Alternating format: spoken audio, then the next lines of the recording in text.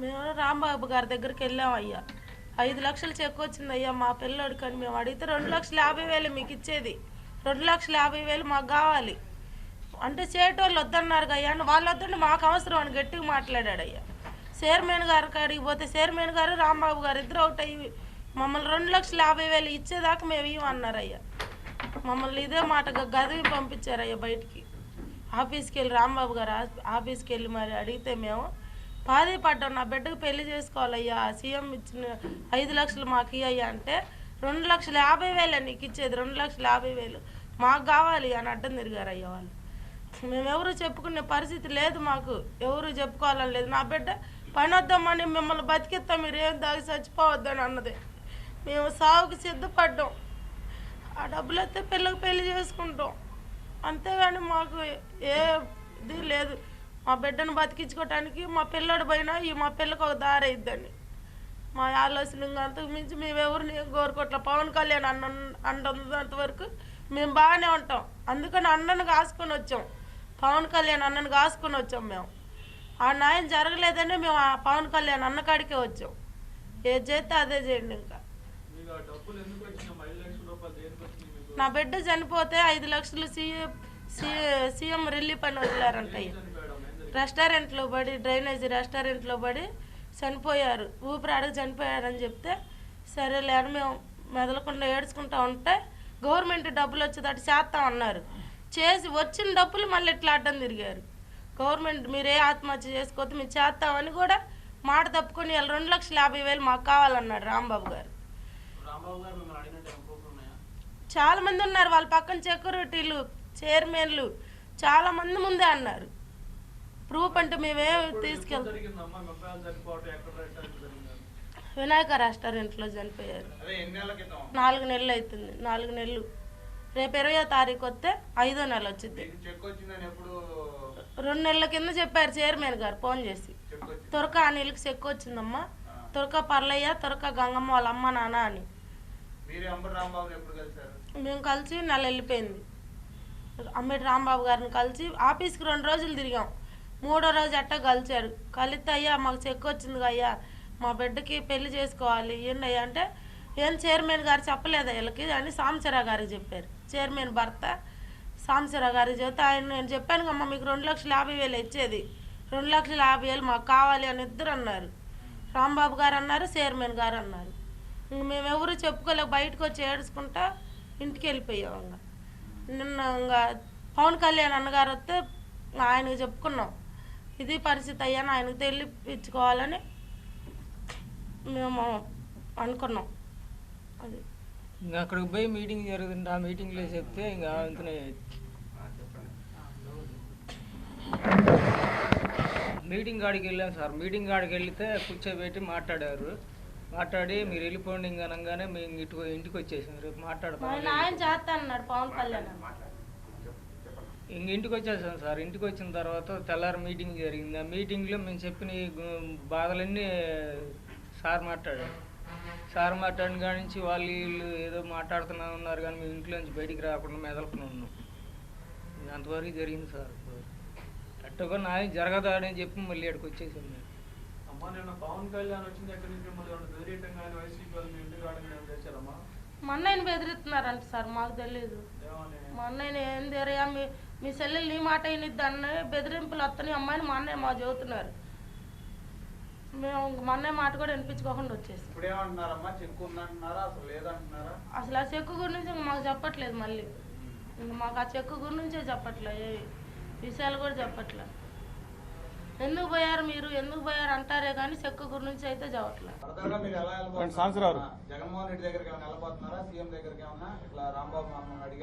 ఇంకా పవన్ కళ్యాణ్ అన్న కాడికి వచ్చాం, ఇంకెళ్ళాం. న్యాయం చేసేదేదో మమ్మల్ని పవన్ కళ్యాణ్ గారే చేయాలి.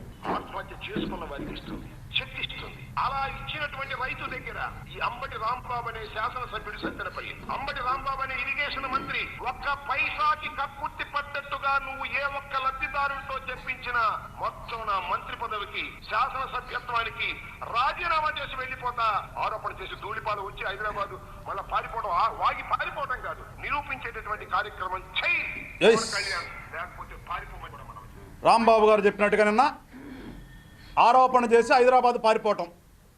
ఇప్పుడు అదే రాంబాబు గారిని అడుగుతున్నాం, హైదరాబాద్ పారిపోలేదు, నీకులాగా ఇంకోసాటికి రేపల్లో వదిలిపెట్టేసేసి గుంటూరు వచ్చిన నైజం కాదు పార్టీది, జనసేన పార్టీ. ఎవరు పారిపోయారో, ఎక్కడి నుంచి పారిపోయారో అంబటి రాంబాబు గారు ఈ జిల్లాలో మొత్తం తెలుసు, ఈ రాష్ట్రంలో మొత్తం తెలుసు. నిరూపణ అన్నావు, ఇప్పుడు ఇదిగో మా పక్కనే ఉన్నారు.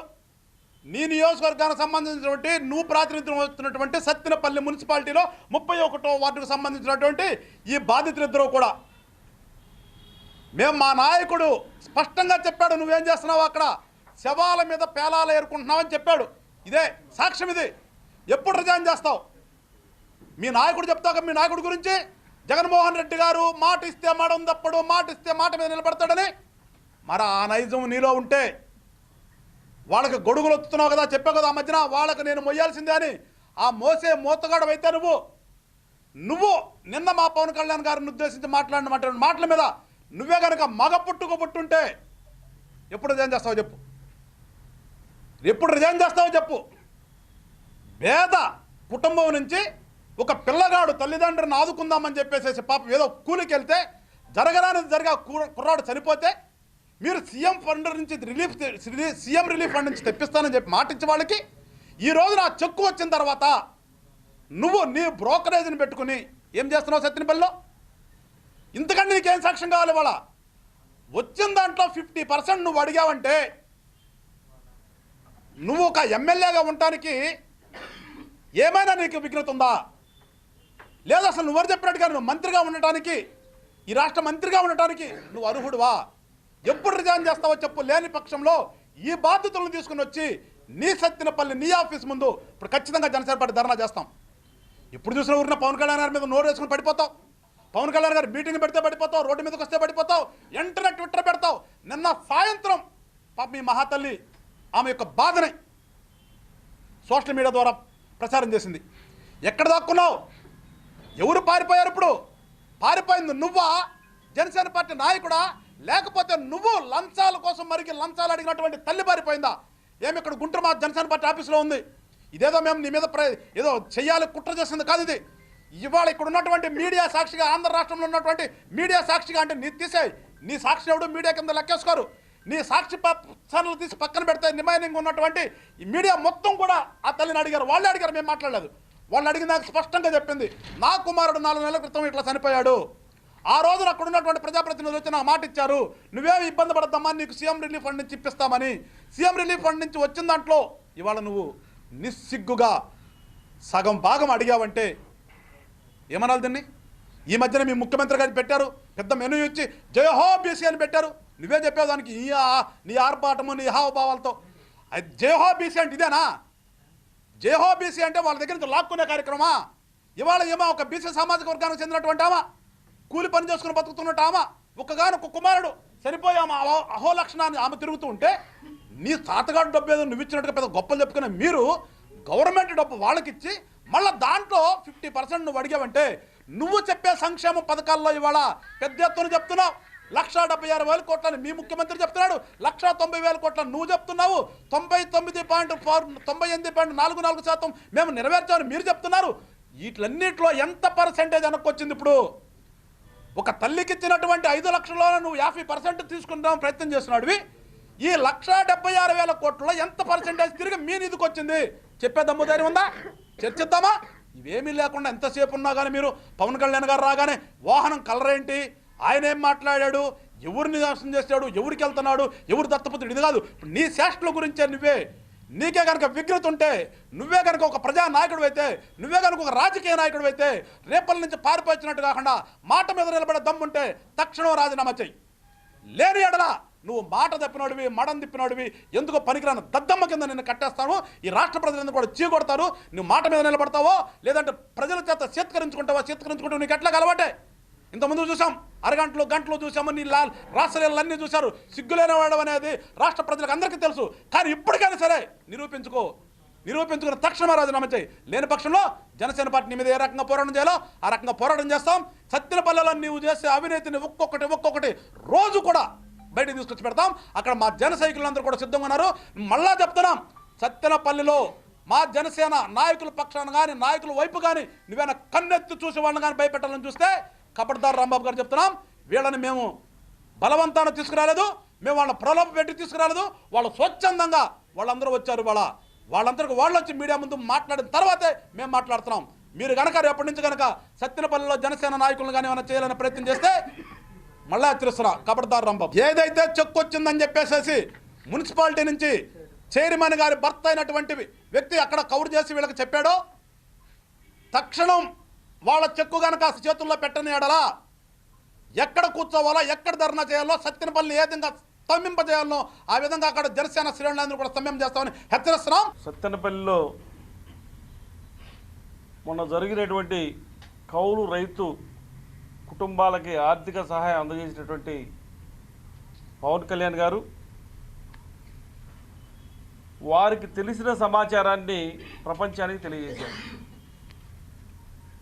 అదేంటంటే, ఈ రోజున ప్రభుత్వంలో ఉన్నటువంటి పెద్దలు మేము బీసీలు సబ్మిట్ బీసీలందరినీ ఆదుకుంటా ఉన్నాం, బీసీల కోసం మేము పనిచేస్తామని చెప్పి ప్రకటనలు చేస్తూ ఉన్నారు. కానీ సత్తెనపల్లిలో నివసిస్తున్నటువంటి వడ్డెర కులానికి చెందినటువంటి తురకా పర్లయ్య గంగమ్మ గారి కుమారుడు అనిల్ ప్రమాదవశాత్తు సెప్టిక్ ట్యాంకులో పడి చనిపోతే సీఎం రిలీఫ్ ఫండ్ తెప్పించినటువంటి పెద్దలు సీఎం రిలీఫ్ ఫండ్ 5 లక్షలు వచ్చింది, 2.5 లక్షల రూపాయలు మీరు మాకు ఇవ్వాలని డిమాండ్ చేయగా వారికి దిక్కుతోచని పరిస్థితుల్లో అధికారుల చుట్టూ తిరిగారు, పోలీసుల చుట్టూ తిరిగారు. అయ్యా మాకు ఇంకొక ఆడపిల్ల ఉంది, సమ్మక్క అనే అమ్మాయి, ఆ అమ్మాయికి పెళ్లి చేసుకోవడం కోసం ఆర్థికంగా మా కుటుంబాన్ని పోషించేటువంటి మా కుమారుడు చనిపోతే సీఎం రిలీఫ్ ఫండ్ మొత్తం మాకు ఇస్తే మా కుమార్తె పెళ్లి చేసుకుంటాం అని వాళ్ళని ప్రాధేయపడినా కూడా స్వయాన మంత్రిగా ఉన్నటువంటి అంబటి రాంబాబు నాకు 2.5 లక్షలు ఇవ్వాల్సిందని డిమాండ్ చేస్తే వాళ్ళు దిక్కుతోచని పరిస్థితుల్లో ఈ విషయాన్ని ప్రపంచానికి తెలియజేయడానికి ముందుకొచ్చారు. అంటే పేద వర్గాల వారు ఈ రోజున కూలి చేసుకుంటే బ్రతికే పరిస్థితి, కుటుంబాన్ని పోషించే కుమారుడు చనిపోయాడు, అటువంటి కుటుంబాన్ని కూడా వీళ్ళు రాక్షసుల్లాగా పీడిస్తూ ఉన్నారంటే డబ్బుల కోసం వీళ్ళని ఏమనాలి?